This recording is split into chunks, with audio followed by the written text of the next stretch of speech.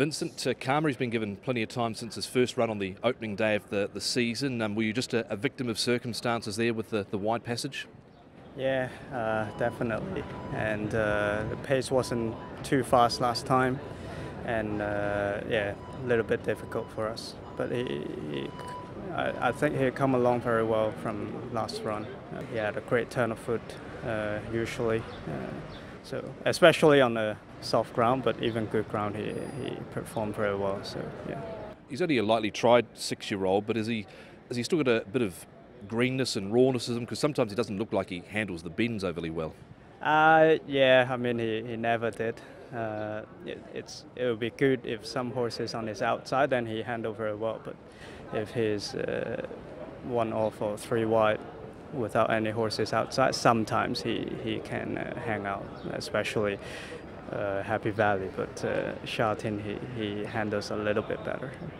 Treble on Wednesday night, including Jumbo Legends, so things for you really starting to kick into gear nicely as we head to some of the bigger races. Hopefully, just need to keep finding good rides and get more support and ride well. Jamie, COURIER ALADDIN, an impressive winner despite showing a bit of greenness last season. He must have delighted you and connections with what he showed in that one and only start. Yeah, he won well. He's a nice horse.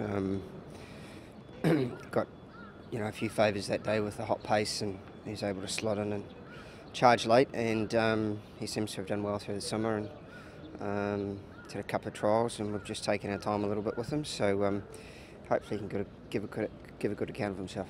His all-weather trial recently, he was 4th, he covered a bit of ground. What was the feedback from Zach after the trial? Yeah, Zach was happy with him. He let him do a little bit because he's sort of 2 weeks to the trial from when 2 weeks to the race from when he trialled. So let him do a little bit, and he trialled well.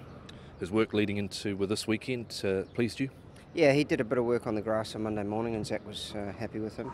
A little bit of light work yesterday and worked along nicely. So I think everything's in order. When 9 AM Thursday came around, you must have wondered what you'd done to a black cat with barrier 14. Have you only got one option from there? Yeah, I just have to leave that up to Zach. Of course, it doesn't help, but not much you can do about it. He's by Satono ALADDIN. They seem to get up and run anywhere. What makes the progeny of Satono ALADDIN a useful horse here in Hong Kong, do you believe? Well, he's a nice type of horse. He's got a great big action. He's going to appreciate a little bit more distance, hopefully, in the future. He unfortunately doesn't breathe the best, so that's something that we've got to manage with him. But he's obviously a very good sire in all parts of the world.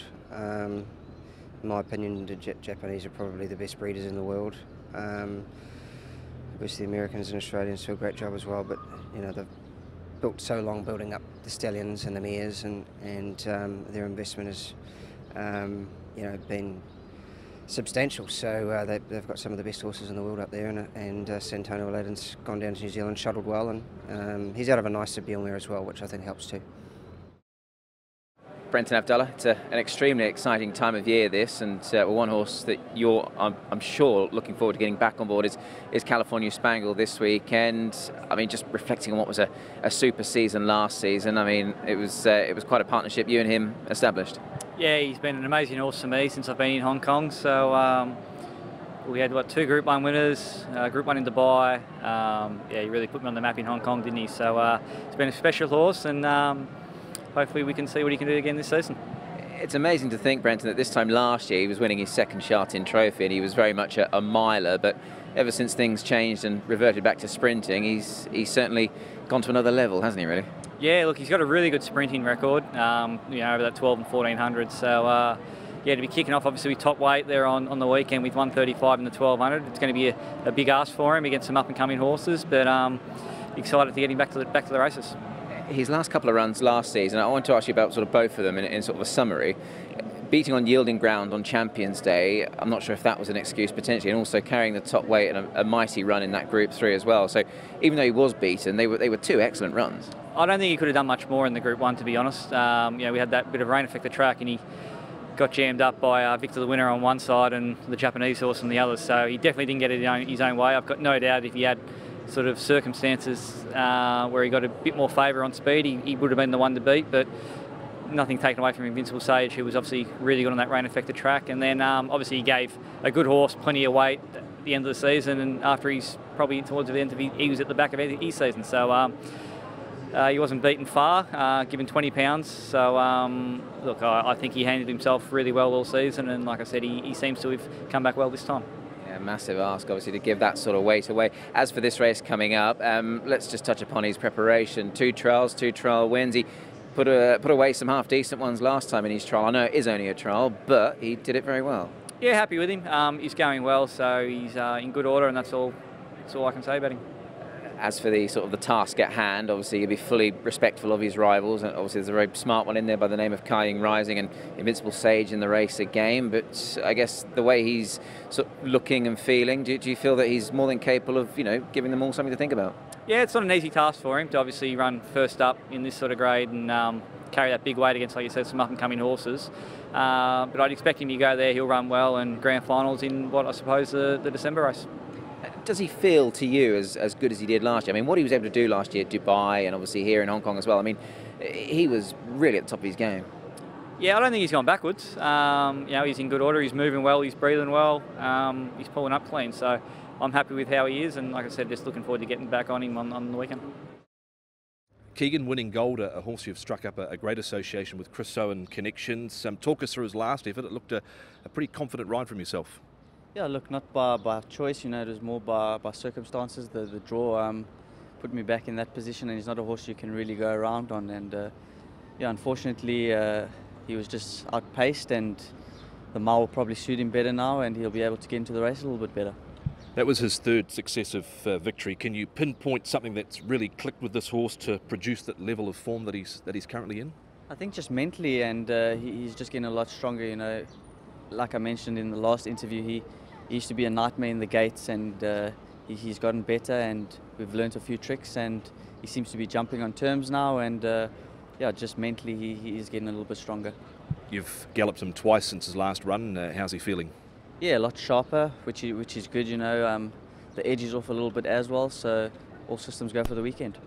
He's off a rating of 72, so well and truly entrenched into Class 3 now. Barrier 1, from what he's shown you so far, how high do you think he can go?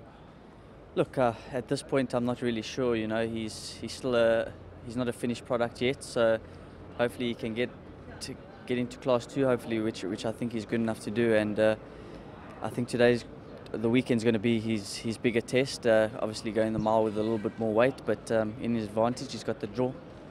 Your own personal form from limited opportunities, a horse like this can really help you along, can't it?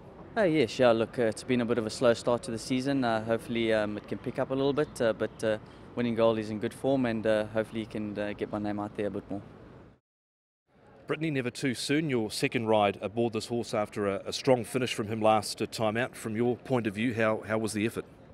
What we seen last time, he actually put up a lot into it, and he finished huge, and probably the barrier cost us a bit last time, so I'm more looking forward to ride him this Sunday, but unfortunately we got another barrier 10, so I guess I'll just stick with the plan like last time. We'll try to settle him in the early stage, safe ground as much as I could, and trying to find a better ground and better running for him, because last time I was a bit caught up in the straight and I have to change course, but then he finished hill, so that gives me a big confidence of him that running good, and he's sort of like a push button horse, and he do everything right, doesn't put a foot wrong, and yeah, looking forward this Sunday.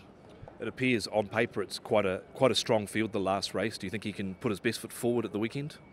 Yes, I would say so. Sometimes it's funny that when I look at the form, I think it's a strong field, but then turns out maybe my one's the best horse, and try to not look at it that way, saying, oh look, it's a strong field. I would just try to see my horse is the best horse every race, and then I'll give them every chance. Even they didn't win, but they run home good. That's the main thing.